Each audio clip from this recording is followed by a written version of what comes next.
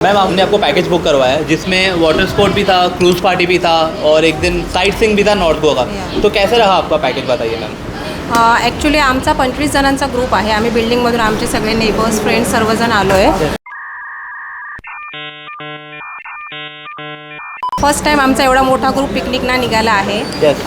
त्याच्यानंतर गिरीश सर, आम्ही त्यांना इन्स्टावरती फॉलो करून आपल्या हॉटेलचं नाव शेल्स हॉटेल फॅब गिरीश सरांच्या इथून इन्स्टावरून फॉलो करून आम्ही या हॉटेलला आलो आहे.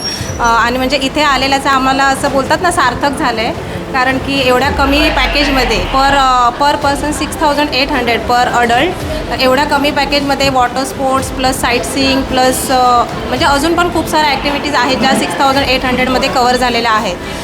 शिवाय यांची फूड क्वालिटी आहे ती पण खूप चांगली आहे. आमची लहान मुलं शिवाय 1-2 थोडेसे एजेड लोक, म्हणजे कोणाला काही फूडचा त्रास झालेला नाही आहे. मुलांनी फूड एन्जॉय केलेलं आहे. अल्टरनेटिव्ह वेगवेगळे फूडचे आयटम्स होते तेही एन्जॉय केले आहेत. ब्रेकफास्ट पण एन्जॉय केला आहे. शिवाय आमची जी काही छोटी लहान मुलं होती 4 ते 5, ती मुलं पण खूप त्रास देत होती. इथे या हॉटेलमध्ये खेळत होते पण कधीच गिरीश सर काही एका अक्षराने काही बोलले नाहीत की मुलं खेळत आहेत प्लीज तुम्ही यांना बाहेर घ्या वगैरे, असं काहीच नाही. त्याच्यामुळे म्हणजे आम्हाला असं काहीच वाटलं नाही. आम्ही खूप असं एन्जॉय केलं इथे.